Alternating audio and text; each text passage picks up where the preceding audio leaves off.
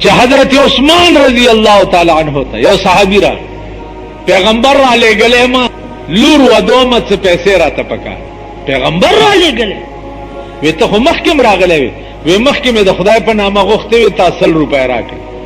اوس پیغمبر را لګلې ما چې صدقه په خاطر راکړي حضرت عثمان د ټولو خزانو کو دیانه ورته په جولای کې واچ وې د محمد رسول الله په خاطر دا ټولې خزانه یو اصله لاړو پیغمبر ته وی چې یا رسول الله ما سره عثمان دسي چلو راویغو ورته عثمان د په خدای په نامه د 100 روپۍ ورکړي او زما په نامه د ټولې خزانه ورته والک ورته یا رسول الله ستا په نامه مې زکه ټولې خزانه ورته والکړي چې کتن و دادا څخه خدای به ما ته چا خودلې دا دومره خدای چې زه پیژنم خو ستا په برکت پیژنم نو کتن و دا به ما ته چا خودلې نو ستا په وجه زکه ټولې خزانه مې په قربان مینا دیته تاسو خیال راکړئ نو زما عزیزانو عرض مې داو چې د مینې معنا دادا دی مینې ته په عربي کې عشق وای او د عشق معنا دادا چې د عاشق د هر رګ نه د معشوق مینه توشي نو تاسو اوس په ایمان وای چې دا جمعات کې تشریف فرمایي او زه درته په منبر ناست یم چې تاسو د هر رګ نه د خدای مینه توشوي ده وای په ایمان د منځګزاري هر رګ نه تاو تاسو د هر رګ نه د جناب محمد رسول الله مینه تاو ده ها نو معاملہ څنګه شو چې د چا د هر رګ نه د خدای مینه تاو نه او د هر رګ نه د جناب محمد رسول الله مینه تاو نه هغه خلق باندې د جنت بوی حرام بوی کله خبره ده ممکن چې څوک مړ شي څوک په درېم ورځ ورشي او قبر پرانیزي حال وګورئ اعلان دي چې څه کار کیږي ورسره د زمانہ کې چې څوک مړ کیږي تاسو قصدن په درېم ورځ ورشي او دا قبر پرانیزي اگر چې قبر پرانیسته جایز نه دي ناجایز دي خو دې پرانیزه او وګوره چې څه کیږي ورسره څوک چې راکې مړ شي زمون قبرونه د اور تنور زمون قبرونه د لړمانو تنور زمون قبرونه د مارانو تنور زمون قبر له د جهنم شغلې را ننوځي نو د دې قوم خدای په عظیم قهر گرفتار قوم ټول پاکستان بلکې څومره دنیا کې اسلامی ممالک چې دي ټول عیاش او د خدای په عظیم قهر گرفت عرب ممالک وګورا ترک وګورا مصر وګورا پیرنګیان یورپ به هیر شي یورپ به هیر شي چې داخله کو د دوی عیاشي وګوره پیرنګیان میمانه به هیر شي چې د دوی کرتوتونه وګوره دا درته دا اورېدو نه مالی دلی دي زه ورغلم ما خزي او نر بربند لیدلی دا چې کم نن د پیغمبر قوم ځان ته وای انګريزان به هیر شي په پیښور کې وګورئ څه حال دی پنډای کې وګورئ څه حال دی بیګاوي په پنډای طوفان راغلی مال طوفان لا په سم نه راغلی په اسلام آباد وای طوفان په اسلام آباد لا چرته طوفان اسلام آباد کې ورشه وګوره سکیږي انو په خدای دې د صدر ایوب بیړه غرکه کی چې په دې اسلام آباد نوم کې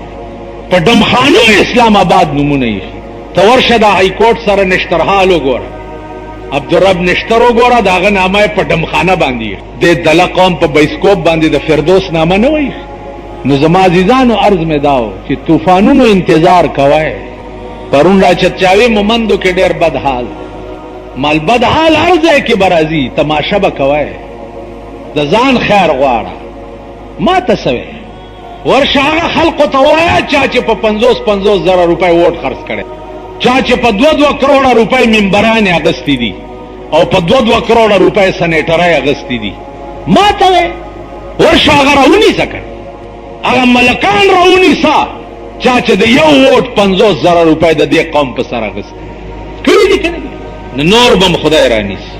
نور تماشه به د ځان کوي سم چې خو هدا کوي اے سلام توب باندې دا دله قوم صرف نه کوي اے سلام توب سم چې خو هدا کوا حساب به په لوی لاور کیږي پته بلګي چې پاتې شو دا چې ته د حکومت سي حکومت کم حکومت شته حکومت خو په دې ملک اډوشته نه تصور شئ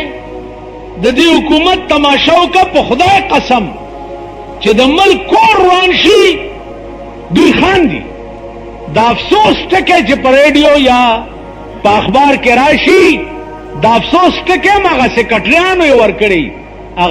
لوی ګورو نانک چې دی هغه نه ویلي چې ډېر افسوس دی چې د پلاني کور روان شو. دا هغه سکرټریان مې کټریانې ورکوي. په تاسو څوک غمجن نشته. غلام قوم وایي او 43 کاله او مغسې غلام یې. تاسو آزاد شوي نه یې، آزاد نه یې. په دې ملک سرمایه‌دارانه نظام دی. بلار شي غویه براشي، غویه بلار شي خر برازي، خر بلار شي غویه برازي. خبره به همدغه سي. تاسو به همدغه د منګکرونه یې کې منګکه خاورې کنه او خاورې دې په دا همدغه منګکان به یې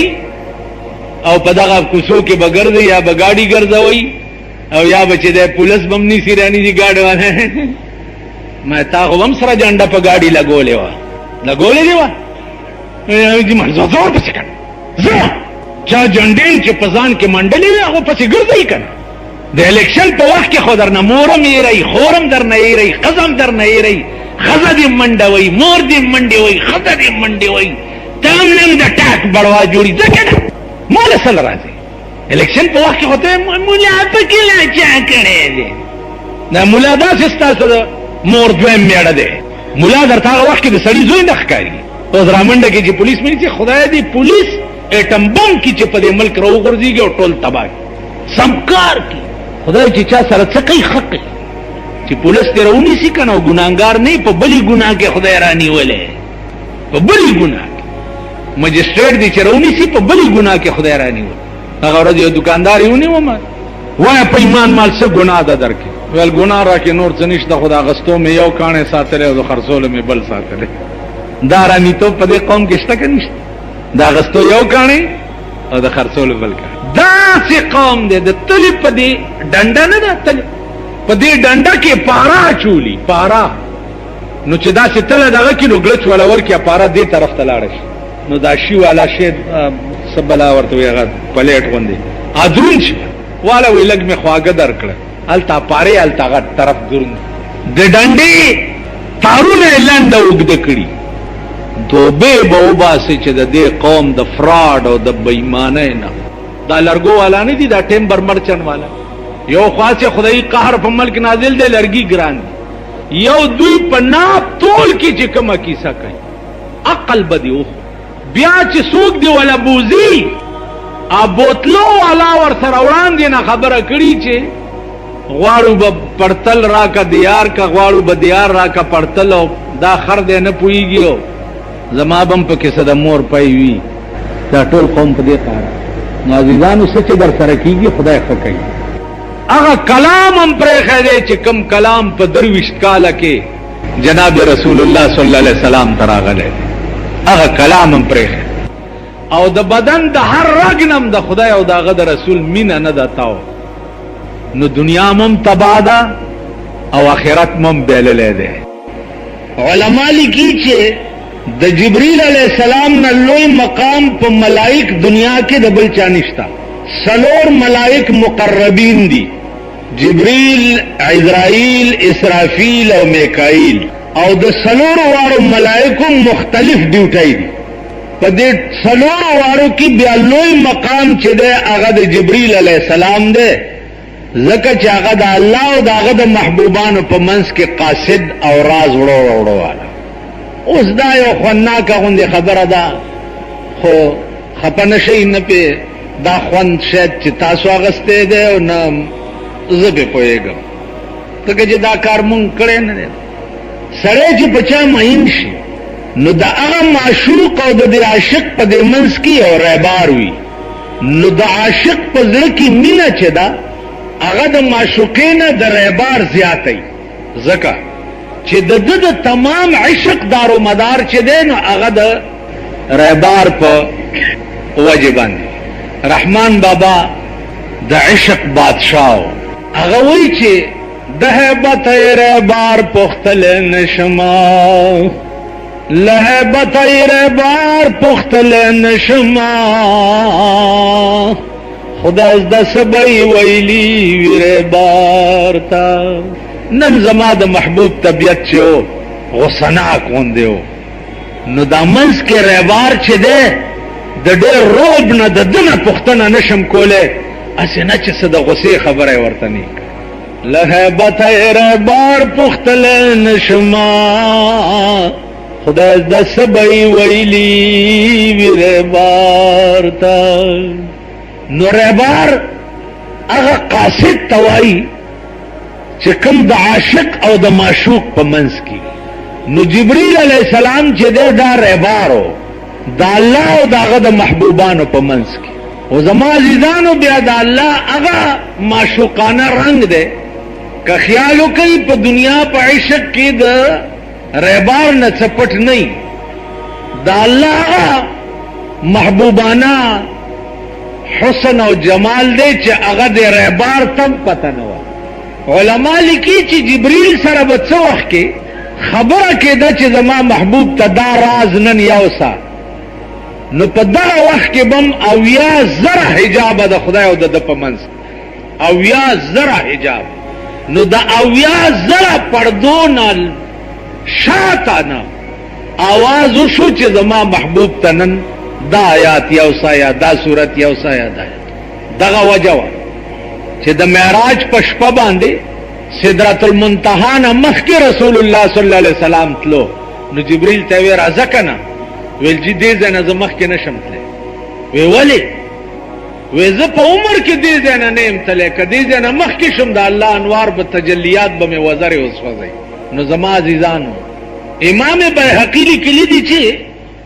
دغه کلام به چې جبرئیل ته ویلی کېدو نو برای راست د خدای آواز به جبرئیل اورېدو او دته به وویلی شو چې زما محبوب ته دا پیغام یوس بعض علماو لیکلي دي چې دته به حکم وشو چې د لوح محفوظ نه پلانې آیات اوچت کا وغه زما محبوب ته یوسه خو زیات راجح روایت چې کوم دی هغه دا دی چې برای راست وینا به ورته کړي نو گویا د قرآن کریم برای راست استاذ د جبرئیل الله پاک او بیا د رسول الله صلی الله علیه وسلم استاذ د قرآن اغا الله او خو بواسطه د جبرئیل علیہ السلام په ذریعہ د جبرئیل بعضی وخت کې برای راس خبره د الله شوی دی جناب رسول الله صلی الله علیه وسلم لکه هغه ته حدیث قدسی وای حدیث کې مختلف قسم روایات دي حدیث مرفوع ده حدیث منسوب ده حدیث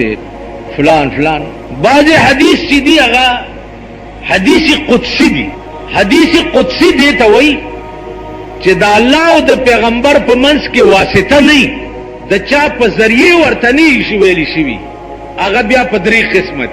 یو قسم دا دی چې پیغمبر خوب لیدلی یو په خوب کې الله ورته ویل یو قسم دا دی چې پیغمبر ته په زړه کې القا شوي یو قسم دا دی چې پیغمبر برای راست د الله आवाज اورېدلی چې دا خبره داسې نو ګویا حدیث قدسی کې بیا درې قسم یا برای راست د خدای आवाज اورېدلی یا خوب لیدلی اوس خوب باندې یو اعتراض دی هغه اعتراض دا دی چې آیا خوب چې دی آپ په باب د دین کې حجت دی او کنه دی خوب دلیل دی او کنه دی عزیزانو دا یاد لرئ چې دا ارچا خوب دلیل نه دی دا ارچا خوب دلیل نه لیکن د پیغمبر خوب چې دی هغه دلیل قطعی دی داغه وجه دا ده چې د پیغمبر د ارچا خوب دروغ کې دی شي لیکن د پیغمبر خوب چې دی هغه چره دروغ نشي کېده هغه رښتیا وي لکه یو روایت ده چې رسول الله صلی الله علیه وسلم په خوب کې ولید نو حدیث کې راځي من رانی فی المنام فقد رانی چې زه خوب کې ولیدم نو مزي ولیدم ځکه ان الشیطان لا يتمثل بي شیطان زما په شکل ځان نشي جوړول الله شیطان ته دا اختیار نه دی ورکړي چې هغه په خوب کې تاسو وایي چې زه محمد رسول الله شیطان هر څه درته په خوب کې ویلی شي هر خبره کولی شي لیکن دا اجازت شیطان ممنوع دی چې هغه دا وایي چې زه جناب رسول الله صلی الله علیه وسلم نو چې پیغمبر په خوب کې ولیده نو پیغمبر فرمایي چې امزی ولیدم ځکه ان الشیطان لا يتمثل بي شیطان زما په شکل ځان نشي جوړول نو عزیزانو عرض به دا کولو چې دا یو نکته وا چې قرآن جبریل ته برای راست د خدای आवाज شوی دی او کنه د لوح محفوظ نه کلام اوچت کړي او لاندې راوړی دی. نو امام بیهقي وایي چې نه، برای راست आवाज بکېده. اوس دې مقام کې علما یو بل نکته لیکي چې د دې جبریل غریب خوبم اړه ډېر خپاو چې یا الله کله خو یو جلک راته هم خایا کړه کې دې شي د دړکم دار. اوس یو بل نکته و، دا شپږ زره شپږ سوه شپږ شپېته آیاتونه د قرآن دا په څومره ځله راتلو باندې جبریل راوړي دي، څومره ځله. علما لیکي چې شپږ زره شپږ سوه شپږ شپېته آیاتونه دا قرآن دی او په 23 کاله کې رسول الله صلی الله علیه وسلم ته سلیری زره کرتی جبرائیل علیہ السلام راغله، سلیری زره کرت. نو جبرائیل په کله کې دا راغلی چې ما خپل محبوب تاسته اخو د اسمانونو کې ځان تم بوتلو. نو کله یو جلک خو ماتم. علما لیکي چې د عشق دو مقام وي او دا عشق ټکه عزت چې وایم مال خدا سي پیداغه غوند راځي ځکه چې زمونږ د ملک د عشق ټکه سب په دي آرام توبونو کې مستعمل دي. دا کدا قوم داسې سدد په خله مې ناراضي هغه ټکه چې دی ته وایم شرمېدل بے حیا بے غیرت قوم دی. اوس د عشق نامه چې دوی والی نه د دې دماغ د آرامتوب طرف ته لاړ شي، د آرامتوب او شیطانت طرف ته لاړ. اوس لفظ عشق که تاسو وپېژنئ یو ځل حیران بشئ چې دا عشق لغت معنا څه ده. عشق په لغت کې د ونې د جرړو ته وایي، د ونې لاندې ځمکه کې چې کومې جرړې دي دې ته عشق وایي. نو چا سره مینې تم ځکه عشق وایي چې د دې مینې کوونکي د هر رګ نه د معشوقۍ مینه تاو شوي. نو مینه بیا داسې تاو ما غوندې روټي خلاص. او زمونږ مونږ سره مینه ده، جومات ته راغلي یو صاحبه او چې د جومات نه وځو حج سره مینه ده، لاړو بیت الله شریف ته جرالو په کراچۍ کې ګیرم کاله کړه او انګریزي سره پرېښو چې حج ته لاړو چې راغی مغسې د انګریزانو بودای په سر ده. خدای دې غر کړه سر دې کل کړی نه دی په حج. نو هلته د امام شافعي په مذهب عمل کړی، ویښته یې لږ غوندې کینچي کړي. تاسو خیال راغی حج سره مینه د حج نه چې راغی حاجي صاحب ته جوړ شو، حاجي صاحب نه اتی صاحب ته جوړ شو. مینه دې ته وایي لکه د ابو هريره مینه و د جناب محمد، مینه دې ته وایي لکه د ابو بکر صدیق مینه و جناب محمد، مینه دې ته وایي لکه د حضرت عمر مینه و جناب محمد، مینه دې ته وایي لکه د حضرت عثمان مینه و جناب محمد رسول، مینه دې ته وایي لکه د حضرت علی مینه و جناب محمد رسول. د ابو هريره څنګه مینه و؟ لس ورځې وشوې چې روټۍ نه ده خوړلې، لس ورځې نه روټۍ شته نه اوبه شته، مخامخ ناست دی او بس چهره اقدس د جناب رسول الله ته ګوري. پیغمبر په خیال شوی ابو هريره جوړ ډېر وږی شوی، اوچ شو د لوږې نه، اوچ ویل جی ټیک ټاک نسې ہو گئے. ورته یا رسول الله زما دې د خدای په ذات قسم وي که په دنیا د خدای کې مې نه دا هوا شته چې روټۍ مې وخوړی، نه مې دا هوا شته چې اوبه مې وڅکلی، نه مې دا هوا شته چې چېرته ښې جامې مې واغوستی. هوس مې صرف دا دی چې سترګو مې تا ته لیدلی او په زړه مې ستا حدیث لیکلی کېدلی. بس دا مې هوس دی چې سترګو مې ستا ملاقات کولی او په زړه مې ستا حدیث لیکلی کېدلی. مینه دې